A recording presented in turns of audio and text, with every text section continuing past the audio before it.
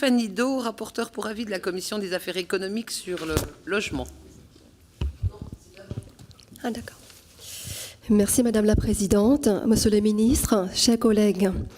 L'année 2018 a marqué un tournant majeur pour le modèle économique du logement social, avec la mise en œuvre de la réduction de loyer de solidarité et l'adoption de la loi Elan.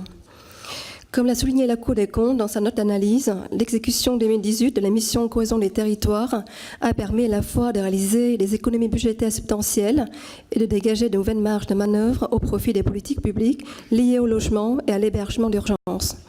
L'activité de l'Agence nationale de l'habitat a, par exemple, progressé de 17% sur l'ensemble de ses domaines d'intervention, en particulier au bénéfice de la rénovation énergétique des logements. Le programme 109, qui a contribué à hauteur de 14 milliards d'euros à cette politique publique en 2018, a bénéficié de prévisions crédibles sur les économies attendues et a participé à l'effort de réduction des dépenses publiques. En tout, l'État a économisé près de 1,2 milliard d'euros entre 2017 et 2018 sur le financement des aides personnelles au logement. D'après les premiers indicateurs, cette économie budgétaire ne s'est pas faite au détriment du taux d'effort des allocataires ou de la construction de logements sociaux, qui s'est maintenu à un niveau élevé malgré une légère baisse.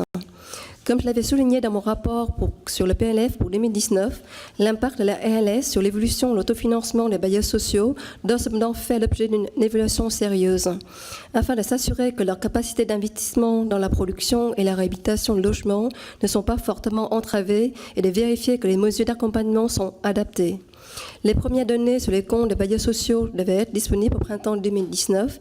Celle-ci doit notamment conduire à la remise, avant le 1er septembre prochain, d'un rapport du gouvernement au Parlement que nous avons sollicité dans la dernière loi de finances avec mon collègue et rapporteur, monsieur le député François Jolivet, permettant d'évaluer l'impact du dispositif de la LS sur l'autofinancement et les capacités d'investissement des bailleurs sociaux.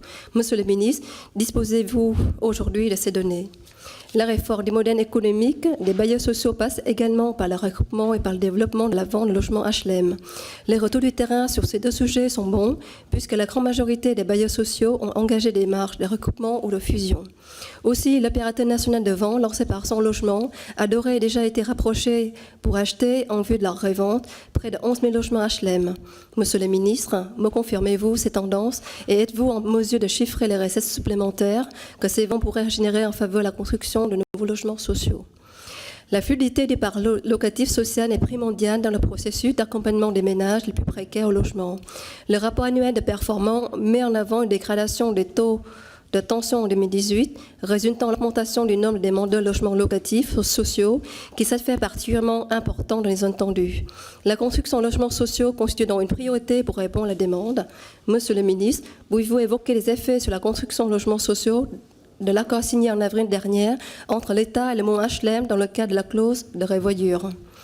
Afin de favoriser l'ascension à la propriété et le choc de l'offre, la loi de finances initiale pour 2018 avait également prolongé et recentré le prêt à taux zéro, le PTZ, et le dispositif PINEN, tout en supprimant progressivement le dispositif des APN accession. L'économie espérée résultant de la mise en extinction des APN accession était estimée à 50 millions d'euros en 2018. Je vous avais alerté avec mes collègues sur la contradiction entre la suppression de l'APN accession et les objectifs de vente de logements HLM. Le rapport annuel de performance ne contient pas de données précises sur l'impact de ces mesures, à la fois sur le volume des projets d'accession à la propriété, sur la construction au logement et sur le budget du programme 109. Monsieur le ministre, pouvez-vous m'indiquer si le rendement de la suppression des APN accession fut conforme aux prévisions? Pouvez-vous également évaluer les effets de progression et du recentrage des dispositifs PINEN et PTZ qui devaient être contribuer au stock de l'offre?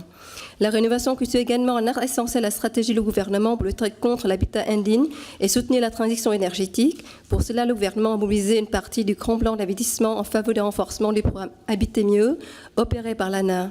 Avec plus de 60 000 logements aidés, le programme atteint son plus haut résultat sur un exercice depuis son lancement. Monsieur le ministre, la création d'une ressource stable a-t-elle permis d'atteindre les objectifs fixés en matière de rénovation énergétique des logements et d'enclencher une dynamique positive pour les années à venir? Enfin, je sais conclure en abordant le plan logement d'abord. Les objectifs de ce plan, qui consistent notamment à fluidifier le passage des dispositifs d'hébergement au logement en stabilisant dans un logement les personnes sans abri, font consensus et je peux témoigner que le gouvernement et les services de l'État sont complètement mobilisés pour le remettre en œuvre. Pour concrétiser le plan, la loi de finances initiale pour 2018 avait remonté de près de 20% les crédits en faveur des pensions de famille et de l'intermédiation locative.